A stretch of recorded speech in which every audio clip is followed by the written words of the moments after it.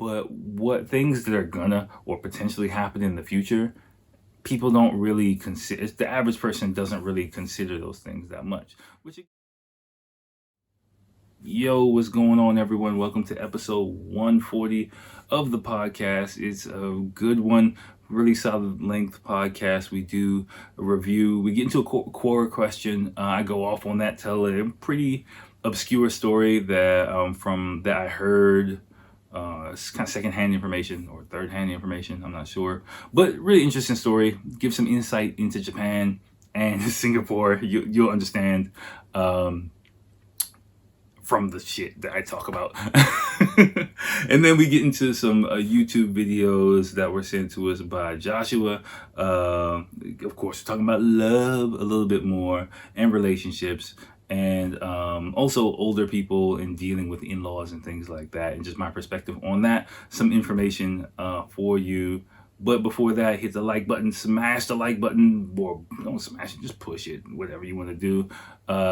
Comment, thank you guys for commenting. I said it in the episode, but I really appreciate for some of you new viewers who stopped by for the previous episode. Hopefully you stuck around for episode 140. Thank you guys for taking the time to listen, to comment. And I hope you really enjoy the podcast, either on YouTube or audio, wherever you do it. Stick around, chill out, have a beer, and let's talk some shit. So, all right, y'all, enjoy. Yo, what's going on, everyone? Welcome to another episode of Japan According to Akil. We're at episode 140. Thank you guys for joining me on the podcast, you people on YouTube. I really appreciate it. I gotta give a shout out. I gotta let you guys know the last episode really surprised me, especially on YouTube. The algorithm finally kicked in a little bit, and I don't know what it was, but we got triple digit views on it. That was really, really exciting. We got a couple of likes. Thank you guys for liking. Thank you guys for commenting. The new comments, of course, the people, Rod, Joshua, a few other people who were first time commenters. It was really, exciting week. I was like, oh shit, I'm blowing up. But no, I was thinking about it before I started recording, that now comes the tricky part for me, at least. Now I'm YouTube famous. I got like 100 200 views on the previous episode, but I have to make sure that I don't start chasing the dragon, if you will, or chasing the likes, chasing the views, and just trying to keep doing what I'm doing, stay consistent. Not trying to find out, oh well, what did I do that made these people like watch and continue watching. And of course, you new viewers. I guess some of you guys will become repeat viewers, I hope. But I'm gonna just try my best to just keep doing exactly what I'm doing and not really change too much. Just to try and get more people on, or start doing crazy shit and stuff like that. I'm just going to just talk my shit and keep doing what I'm doing. Also, if you guys don't know, my dad has become one of the listeners, part of the quote unquote, dare I say it, community of Japan According to Akil. So hey, Dad, I turned off my phone. You're gonna hear this later, but I'm not sure if you're gonna call me this time, but I use for YouTube my phone as my camera, so I kind of had to turn my phone on airplane mode. So if you call me and I don't answer, that's what's happening right now. I'm just trying to record this episode really quickly before I call back to the States and say hi to everyone. So that's pretty much the house cleaning. I will, if you the up-to-date information. Besides that, nothing really special. Just had a busy day, busy weekend. I took a nap, so I'm good. I'm recording a bit earlier than I normally do. It's still like 10:30, so normally I record 11:30, but this weekend's been busy. This week's gonna be busy, just work and everything like that. So just trying to knock this out before I get some other stuff done. Tonight, not going to be too crazy, for the aforementioned reasons, but we're just going, we're going deep into dating and a few other things, so it's going to be good. The one thing I do have for you guys, Rod Rod sent in another Quora related topic question. I just want to start with that. Then I'm gonna do Joshua. I looked through the YouTube links you sent me, and I'm gonna talk about those, part of them, just because they kind of fit in with a general theme, and then the second half of those I'll save for another episode. But Rod, so on Quora, one question that was posted on Quora, and Rod sent me the link. Again, questionsforakil@gmail.com. You can just hit me up with whatever, you want to say what's up, you want to send me some questions, whatever you want to do is totally cool with me. Basically, the question was, what makes places like Tokyo, it said, and Singapore, I can't really speak on Singapore, so what makes places like Tokyo and Singapore so safe for tourists? Singapore, I'm not going to speak in depth on Singapore. My impression is because of, the legal restrictions on Singapore. If you don't remember, if you're old enough to remember that dude, I was scared as shit to go to Singapore. I did, if you remember my Mr. Kawasaki story from several episodes ago, I was a little bit scared when I went to Singapore because in the early or mid 90s, there was this news story of basically it was like this international controversy, because I guess this kid who was like, parents were part of the embassy or something like that. I can't remember exactly why he did whatever the fuck he did, but basically this kid, or young dude, I forgot how old he was, went to Singapore, and he wanted to just do some vandalism there. So he did a bunch of vandalism, spray painted cars, walls, did a bunch of dumb shit in Singapore. I'm guessing his parents were diplomats, if I remember correctly. So, he was just like a privileged kid, like, whatever, what y'all gonna do? I don't want to be here anyway. So, all on the wall. But the thing is, the law in Singapore, if you don't know, is really, really strict. And the punishments are really, really, I wouldn't call them draconian, but, don't fuck up in Singapore. Like, I think, if I remember off the top of my head, chewing gum is illegal. Chewing gum is definitely illegal in Singapore. Like, you can't put chewing gum in your suitcase. Even chewing gum, I think it's like a $500 fine or something like that. But anyway, this dude who was in Singapore, I'll try to put the link. Let me type a note right now. But, so I'll put a link. If you're not old enough to remember this story, one second. From the 90s. Okay. All right, just I'll put a link in the description from that story. I remember this shit clearly because that was my first time even hearing of Singapore. But basically what happened is, so he spray painted cars, I think walls, he broke windows, he did a bunch of shit. There's some video of it. And the thing is, for vandalism at that time, and I don't know about now, the penalty is caning, right? Like a kendo stick, like a bamboo cane, and get, pants down, whack, motherfucker, like, like your parents used to do back in the day, with the strong hand. And with like a fucking stick, like, and I remember because they showed, it was like Inside Edition or one of those, hard copy, one of those fucking shows. It was like a long ass drawn out story. I used to watch that shit when I was a teen or a kid. I shouldn't have been watching it, but I used to watch it, whatever. And I forgot how they showed like what happens when they cane you, to flesh, I think on some meat or some shit, but it tears the flesh, like your ass is bleeding like a motherfucker, basically.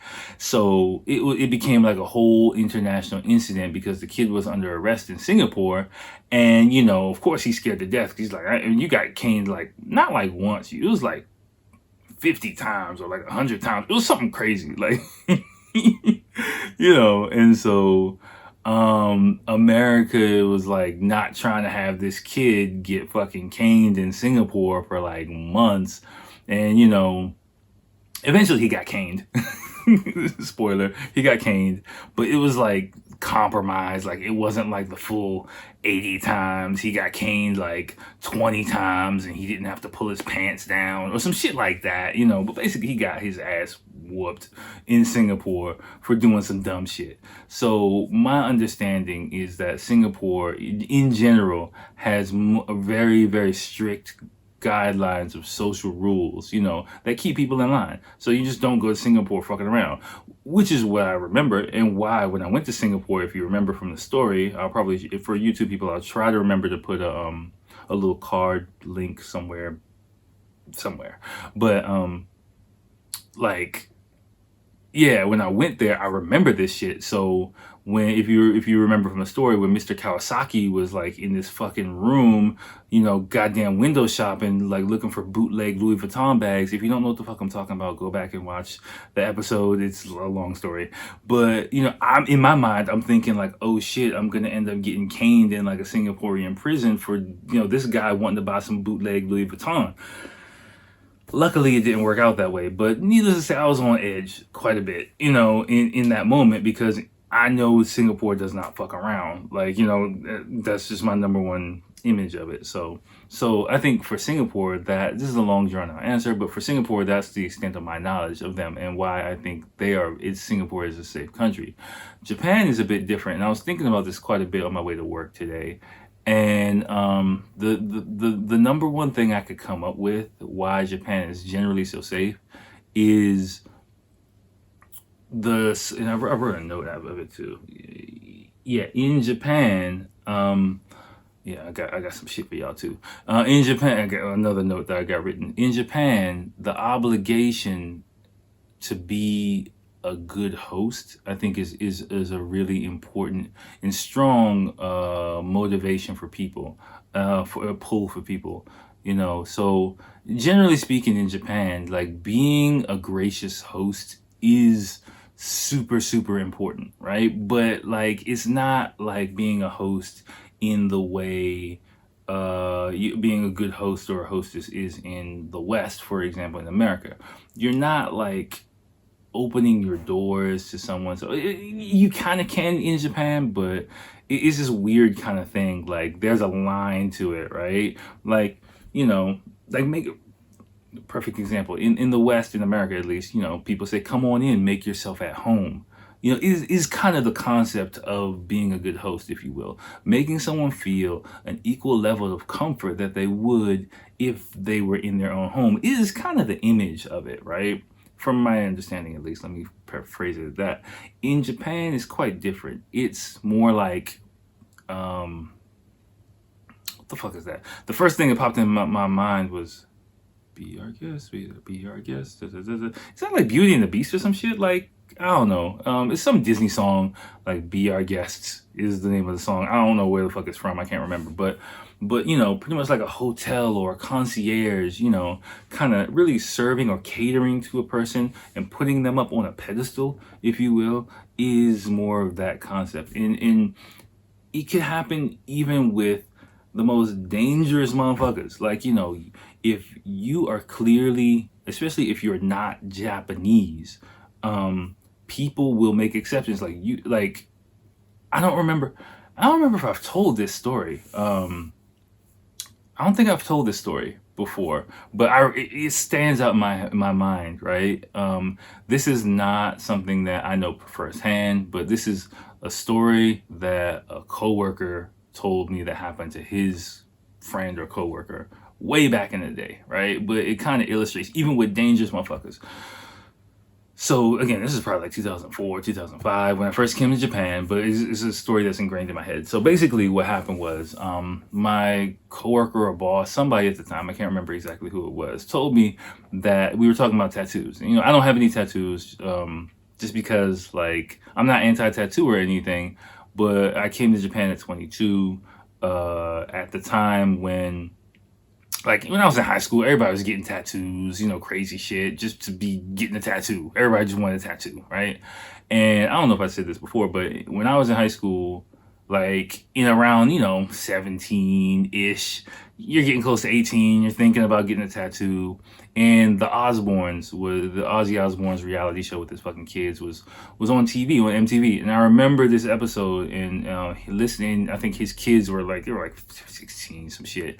And they were talking to him about getting a tattoo, and he was like, don't fucking get a tattoo. You know, Ozzy Osbourne back, especially now, everybody got tattoos all over the goddamn place. But, you know, in the in the late 90s, you know, if you will, like getting a bunch of tattoos all over your body was still kind of like a taboo thing. Like getting a neck tattoo was kind of like, oh shit, you got a neck tattoo. It was like, you know, collarbone, below your collarbone, like, you know, above the elbow, shit like that was kind of like the accepted way of getting tattoos and places to get tattoos. But like I remember him talking to his kids for like 5 minutes, like, don't fucking do it. And his reasoning was like, why do you want to get a tattoo? Like, okay, you want to get a tattoo because you want to stand out, right? You want to fucking stand out. Everybody has a fucking tattoo nowadays. If you really want to stand out and be an individual, don't get one. Like, you know what I'm saying? Like, that will make you one of the most unique persons out here, you know, especially they were in especially in LA. And so that kind of stuck with me, you know, and that kind of like it wasn't like I'm not getting the tattoo, I'm gonna be a fucking hipster or nothing like that. But like, I was just like, okay, I'm just not gonna run out and get any fucking dumbass tattoo just to have one, like, you know, because that's kind of some follower shit. Like, if there's something that means something to me, I'll get one, but you know, I'm just won't feel like peer pressure to get one. It was kind of after watching that kind of what I set into my mind. And you know, through college there was just nothing that really, you know, stuck out into my mind, so I didn't get one. Then I came right to Japan, and you know, tattoos are kind of taboo in Japan, so it was just kind of like nothing really propelled me to get one. And then once you hit 30, I'd say once you hit like 30, 32, getting your first tattoo at 32 ain't really the move, in my opinion. You know, like, I'm 38. Like, what do I look like getting a tattoo now? My first tattoo now, that looks kind of crazy. You know, so the timing for me getting a tattoo is just kind of passed me by. So it's just like, I don't need it. Like, you know, it's not a big deal to me. So I'm not knocking people with tattoos. That's just how my non-tattooed body came to be, you know. So, but anyway, totally sidetracked. Anyway, so back to tattoos. Sorry, you know how that goes. People who've been listening to this podcast, you know, I just ramble, I just go off, right? So anyway, so this story, right? So what happened was, apparently, like, this guy who loves tattoos had a bunch of tattoos. And now the thing is, many tattoo places, you probably might be aware, you might or might not be aware of this, have an anti-tattoo policy. So generally speaking, like a hot spring, if you have visible tattoos, you're not allowed to enter. That's kind of the general rule. Now, it gets kind of fishy. I don't really know how it goes in reality because I don't have tattoos. I just don't have to think about it, right? Which makes my life kind of easier here. But, you know, generally speaking, if you don't have visible tattoos as a foreign person, you walk in, except being in the changing room. Once you're already in there and naked and in the hot spring, it's kind of a lot more complicated for the staff to get you out of there, especially if you don't really speak Japanese, you know. So I don't really know how that rule goes, but you know, they have, depending on how many tattoos you got, they have like tattoo patches that you can put on to cover your shit up. If you do that, it's kind of okay.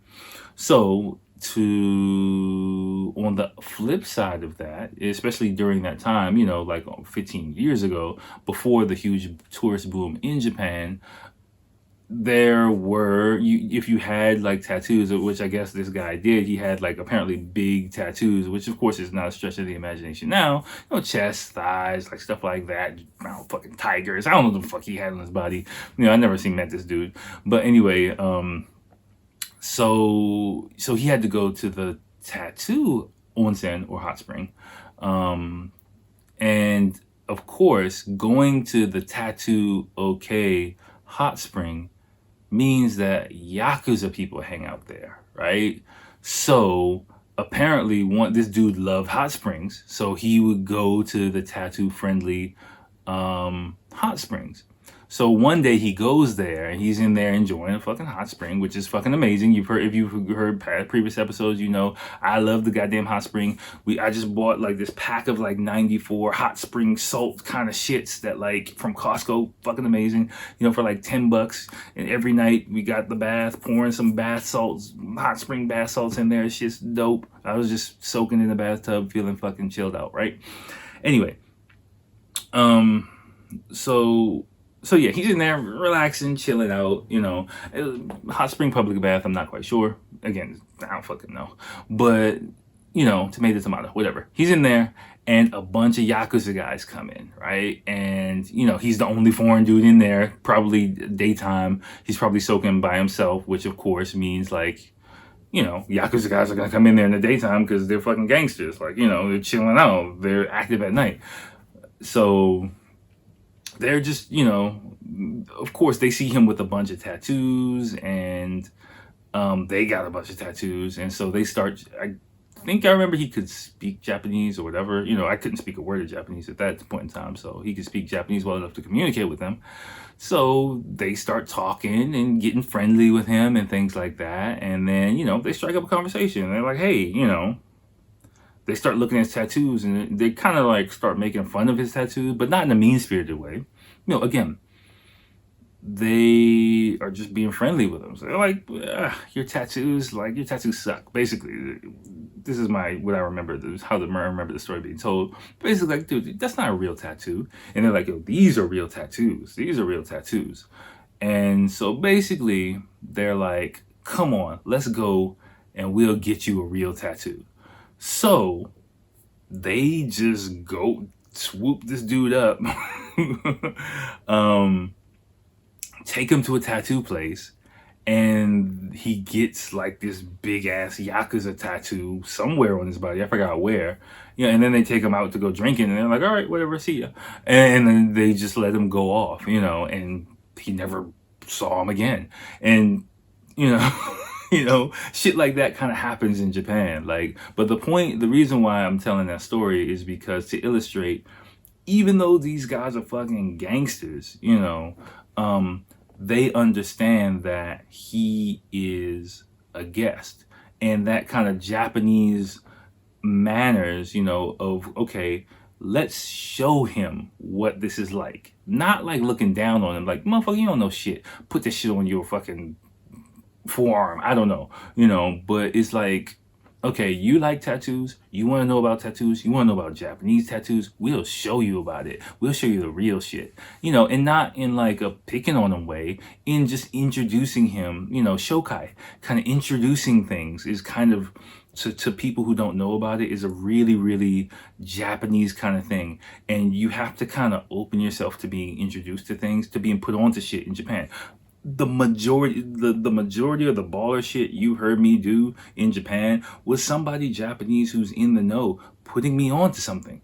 And, you know, that's one of my recommendations, is understanding when you are in that type of situation is a very, very important skill in Japan. Just like in Deciphering Japan, with when she was eating the melons, you know, if you remember, if you can go back to that as well. You know, someone's putting you on to the melon science, you got to be like, oh shit, this is a dope ass melon. Damn, you know, thank you for introducing me to your melon world. And you have to just kind of embrace that role and humble yourself. You can't be like, I know about melons. Yeah, this shit's all right. No, you got to be like, yo, this is changing my life, man. Dude, thank you so much. And generally, you know, for me personally, if someone does put me on, all the shit that people put me on to, I really have appreciated. I'd be like, wow, I would not have known about this. I would not have been able to experience this shit. Genuinely, from my heart, thank you so much. And that's kind of how you can kind of connect and reciprocate in Japan, right? So Japan being safe is more, for me, just to summarize this topic, is partially the obligation of Japanese people to support visitors, their obligation as being good hosts. And which is also why before COVID-19, Japan was so looking forward to, not even looking forward to, but the consensus, the feeling I got was more, what's the word? Fretting is kind of the best, most appropriate word. Fretting over, you know, all these people come into Japan and, oh shit, I can't speak English. Oh shit, what am I gonna do about this? Oh shit, what if they're lost on the street? Like, I gotta be able to explain to them how to get to the fucking train station. Like, you know, and people were studying English like 4 years in advance for the possibility of meeting someone on the street when they came to the Olympics and being an appropriate host and being able to, you know, show them around, not even show them around, just point them in the right direction. You know, that's kind of the Japanese spirit, you know, if you will. I'd say in this area. Other parts of Japan, I can't really speak on as much because I've never lived there, but I would imagine it's the same thing wherever you go, right? And so that adds to a sense of safety where, like, you know, generally, like, I don't have to worry about people fucking with me, if you will. You know what I'm saying? Like, of course, I'm like a big black dude, first off, you know, so if anything, I have to exude an aura of, hey, people, it's okay, chill, you know, when I go into a place, or even take a step back vibrationally, if you will, which is fine because I'm a very pretty much accommodating person. I think I've always been that way. So me living here is kind of like a good marriage, if you will, where I've always been. When I think back on it, even times I've been an asshole, deep inside, been kind of considerate and empathetic towards other people. So to some degree, to varying degrees, of course, but you know, we're all human. But I think, you know, that kind of mutual consideration, if you're the type of person who's very considerate of other people, you'll get along very easily in Japan, because that's kind of, that back and forth give and take is something that's very, very integral, woven deeply into the fabric of this country. So that's why it's a safe place. Okay, all right, cool. Let me double check the timing on it. Okay, good, cool. Okay, still recording. All right, now let's get into some shit, y'all. Let's get into some shit. Okay, more dating stuff. Joshua, let's get into your the videos you sent me. Great videos, by the way. I had seen, looking back on them, 1 or 2 of them I had seen them before, but I watched them again on my commute. Do I have to sneeze? No, I don't. Very interesting stuff. I got a few points. I took a few notes on them. The first one, yeah, Yuta and Nobita. My bad. Sorry, Nobita. Yuta and Nobita are two really popular Japanese YouTubers. I've seen some of their videos before. I like some of the insights that they have, and the thing is, like, they're Japanese. You know, they're bilingual, but they're very Japanese. But you know, they definitely tackle several issues, and not always the like most PC clean cut way, which I appreciate as well. Like, you know, I like cutting through the bullshit and just saying your opinion, getting other people's opinion, and you know, just putting it out there, and not like going the safe route of like everything's okay, we all kind of lovey-dovey and shit like that. Like, nah, fuck all that, right? So the first one is elders want, no, this is maybe my notes. Let me get the official YouTube video title. Sorry if it cuts on. Let me turn down the volume. It's, yeah, do elders want foreigners in Japan? Question mark is the first video, right? Now, this one for me is kind of really interesting in a few different ways. Of course, I think the people that he interviewed were really nice, and I think a pretty standard section, if you will, sample size of how a lot of older people think in Japan. But I was thinking about this when I was soaking in my nice, you know, hot spring salt bath this evening before recording. There's a caveat to this, right? Which I want you to be aware of, especially if you're coming to Japan. And then again, this is my opinion, but I think it holds weight. So in this video, you know, if you go, again, I'll put the link, go ahead and watch it. It'll be the first one. Like, they're basically saying, hey, I got no problem with foreign people. You know, international marriage, cool. Foreign people coming to Japan, as long as they do things, you know, the Japanese way, you know, learn the language, don't cause any trouble, cool. You can kind of hear some undertones of hesitancy about when asked about Chinese and Korean people. Again, it's not really openly hate towards, but a little bit like apprehension, if you will, but they're not going to say that on camera. One thing I want you to or might not even realize they feel that way. One thing, I'll come back to this again. Japanese, I was thinking about it again earlier. Japanese people are historically farmers, agricultural, right? So thinking the here and now is kind of the most important thing, right?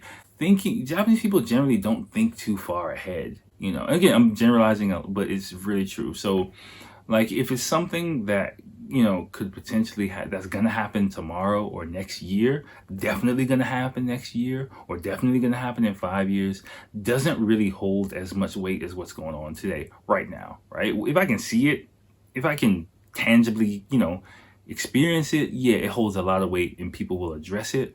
But what things that are gonna or potentially happen in the future, people don't really consider. The average person doesn't really consider those things that much, which again, why religion is a funny kind of thing here. People don't really think as deeply about religion in general here as they do in the West, right? Because God is kind of abstract kind of thing. Ask if you come here, ask every Japanese person if they believe in aliens. The majority of Japanese people, you might not believe in aliens either, but even asking someone about aliens here, I've gotten so many like, what the fuck are you talking about? Why the fuck are you talking about aliens? Why are you asking me about aliens? What the fuck? I mean, in the West America, like, depending on your religious or personal beliefs, you would either have a clear yes or no kind of, opinion about it, right? But I've gotten people like, that's a fucking stupid question type reactions here, like a lot, because aliens are in space. Like, what the fuck does that have to do with me in my everyday life? Is kind of the impression I get with those type of reactions. And that's kind of, what asking about foreign people, I believe Japanese people have kind of two minds about things. Something in Japan is an issue. Something in Japan, a lot of things in Japan are not an issue at all until they're an issue. Things are only an issue when they become an issue, if that kind of makes sense to you. So, when they talk about like, immigration or let's say international marriage, especially, since we're going to be talking about love and dating and stuff like that, of course, hey, it's fine, it's cool, whatever. Yeah, I don't got no problem with it, but I'm on camera. It's a fucking hypothetical situation. Yeah, it'll be fine. That's one side of it. For me, which great, cool, perfect. I want you guys to separate that into two minds. These people, I'm not judging these older people. They might in their head actually think that's the truth. What I want you to understand is the hypothetical answer and the practical answer might not necessarily match.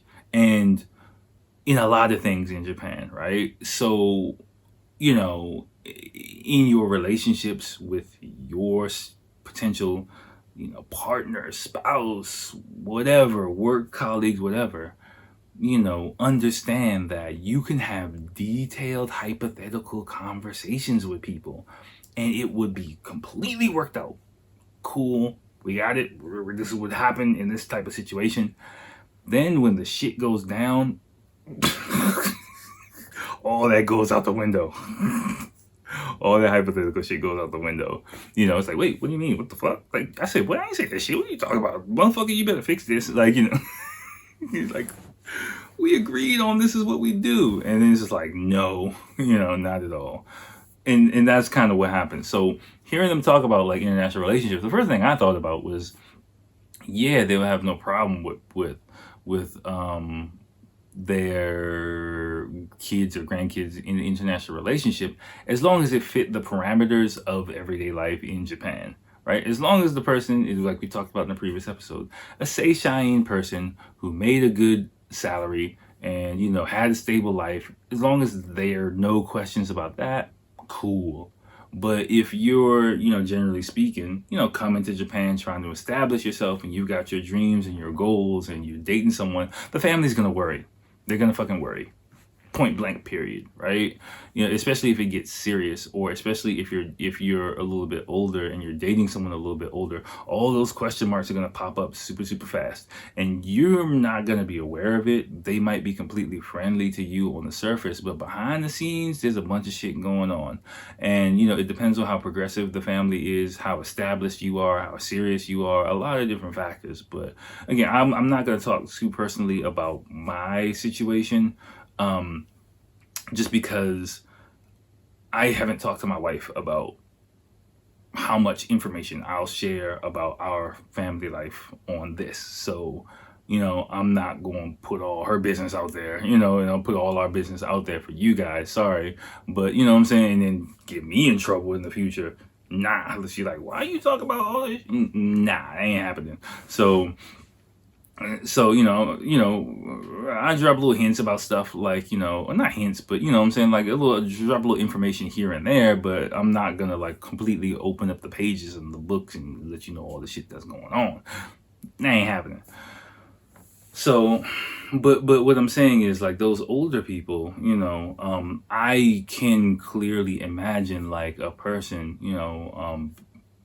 when becoming the age of marriage, like that hypothetical talk, not like be against someone, like don't marry that damn foreigner. I don't think it'll go that far, but just like, are you okay? Is this okay? What about this? What's this gonna happen? Especially if there's a hint that you're kind of wishy-washy, about stuff. Like, a lot of people come here and they are wishy-washy. You're not like, I'm gonna be in Japan forever. I love your daughter. I'm gonna make it work. I'm gonna provide a fucking stable ass life that doesn't have any hiccups at all ever, and I'm gonna retire, buy a house, and our kids are gonna go to a good college and do the exact same thing. Like, that's kind of what they want. That's what a lot of parents want. They just want what, quote unquote, best for their kids and their grandkids. They just want a stable situation. But in the West, like, chasing your dreams and your goals and going after things, depending on the family, depending on the situation, is something that's kind of generally encouraged, but not so much here in Japan, right? If you do it, you're successful, great. Good job, you get a golden star. But on your way to there, there's a lot of doubt, a lot of questions, a lot of mumbles. It's the wall of pillows. Like, people are kind of not snickering, not doubting, but behind your back, like, is it okay? Is it okay? Is it okay? Kind of stuff. So that's kind of what I picked up on just from those people, just the way that they talk. I would imagine, and I just want in general, when you're dealing with your partner or their family, there is a huge difference between hypothetically how they would deal in from some situations versus if that situation arises, what would actually happen. Which is why I'm a very big advocate on being proactive on, career, money, those kind of things, because that's pretty much where a lot of the problems, if you're the breadwinner and you're providing, for a bunch of shit, they don't care what you're doing. Okay, pretty much, like, as long as you're not like, drinking all night and dogging her out or anything like that. Like, if you got a stable home, you got some cash, you got a stable career, or you're doing well, and doing well for yourself is relative. Like, your image of doing well, it might pretty much be different from the Japanese image of doing well. Like, security is what it means, right? Like, having some security, not cash flow coming in, unless it's like hundreds of thousands of dollars. If you got hundreds of thousands of dollars coming in, hey, cool. Ain't anybody gonna say nothing to you.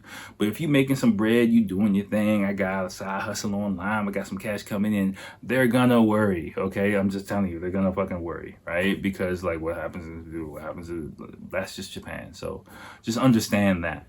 Now, the next two are, I believe, I forgot the second video. I forgot to put the link in the second one off the break, but I think both of these are from Nobita. Yeah, so Nobita, I think these are from Nobita, and asking about, let me get the title correct of the first one. Sorry, I don't have the title of the second one off the top of my head, but Okay, get this shit out of here. What worries Japanese women about dating Western guys, right? And I think then Nobita, in the second one, he interviewed some other, I believe it's Nobita. I want to say it's Nobita. I think it is. Some other women that maybe let them expand on their opinions. Now, these two videos are very, very interesting to me because they're completely different, right? And I don't want you, especially Joshua, talking to you, or anyone else, to watch these two videos and think that these opinions are anywhere in the realm near each other. These ways of thinking are anywhere, because they're all Japanese women. They're completely different. Now I'll tell you why.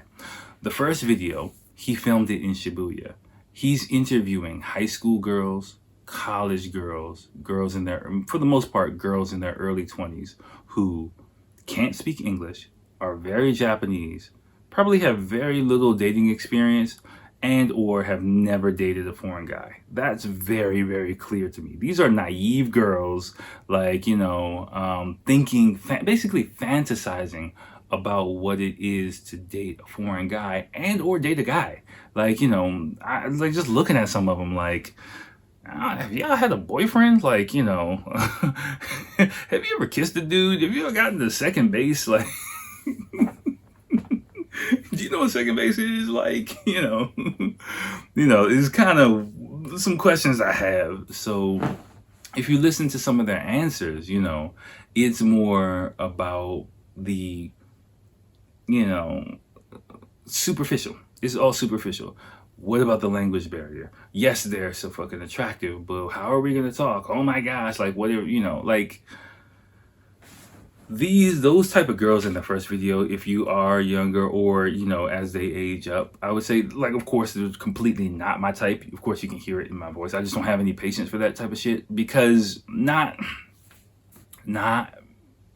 mean, they're nice, but I just understand, like, they're not thinking deeply about anything yet. They're just safe living their life in Japan, which is not doing anything wrong, but that's just not what is attractive to me personally.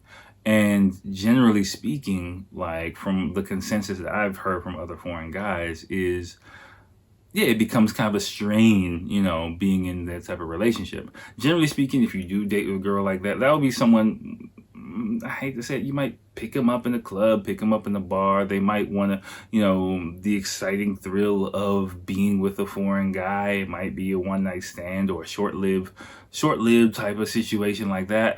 Please, not when they're in high school. Come on, man. Okay, but nothing significant, if you will, would be my advice. Just cut it short. You both have some fun and just call it at that. If you do want to put in the effort of going through that shit, me personally, nah. But yeah, like, it is very much a fantasy image. The second video for me is more of the type of Japanese women that I would say are attractive to me. And in general, the women in the first video are kind of more girlfriend or wife material for the average Japanese guy. The second video are women that generally that are considered more difficult by Japanese standards. What I mean by that is they have qualities that are a lot more attractive in Western countries. They're a lot more headstrong, a lot more independent, more confident, outspoken kind of women. Even the one who only spoke Japanese, I'm not even sure if she speaks English. The younger kind of tan girl as well, she seems more traveled, seems more laid back, kind of chill girl. The first one, she's married, lives in Canada, seems well-rounded, clearly in an international relationship. Those are the kind of girls, like, generally I find your girlfriend material in international relationships. Even if they can't speak English, they're more like flexible to kind of figure things out. The first one is like, yeah, I'll make it work because he's handsome, and damn it, we'll make it work. And you know, that kind of, you might have heard me talk about before, that kind of like, if I just try hard enough, I'll make something happen kind of shit, you know. You can hear the disdain in my voice. That doesn't really work out in reality all the time in Japan. Again, hypothetical versus the reality of the situation. It just doesn't pan out in my experience. I mean, unless you really force it to. But I mean, you know, if it's someone who's kind of naive and superficial, and not in a negative way, I'm not putting them down, but I'm just saying, like, you know, their world is they're just kind of sheltered, if you will. Remember, my image, my formula, you know, subtract 5 to 7 years from the person, and that's kind of the personality. So if she's like in her 20s, 22, she kind of has the mentality of like a 15, 16-year-old. Like, you know, if you actually have a conversation with her, and that's if you have the Japanese ability to have a conversation with her. So if you have a language gap, plus she's naive, plus, you know, she only sees you as like a pretty foreign face, you know, it's kind of, yeah, it's just, it's not worth it, in my opinion, you know. But the second video, you can kind of hear the women are more outspoken, more willing to communicate, more willing to, you know, work things out, you know, and say what their needs are, if you will, say if something's not working. That's kind of more seen as a difficult woman in like the average mainstream Japanese kind of world, you know. But that's also makes, you know, a more individual kind of, again, unique person for foreign people, you know. And I'd say my wife fits into the second category, you know. She's definitely a challenge sometimes, but I know I love her to death, and I like exchanging ideas with her, and, you know, going back and forth with her sometimes and things like that. That's, you know, what it is. So that's something just to be aware of. Those are completely different categories for me, completely different categories of women. Like if I am out with friends or something like that, I completely separate those. If I see a group of that and a group of that, I'm like, okay, that's that and that's that. You know, even if in sometimes, like you've heard me talk about, if I'm in clubs, that other group comes, oh, you're so cool, oh my gosh, I'm just like, okay, you gotta go. Like, you know, or not, you gotta go, I gotta go. I'm gonna go to the bar, I'm gonna get a drink, like, just because I understand, like, there's nothing more communication level beyond that shit, you know. So just can't keep that in mind, and understanding that, and, you know, analyze, I'd say, the type of people depending on what type of person you're into, or anything like that. But just be aware of some of the body language, way of speaking, things like that, the kind of cute whatever. I'm not even gonna get into it any further.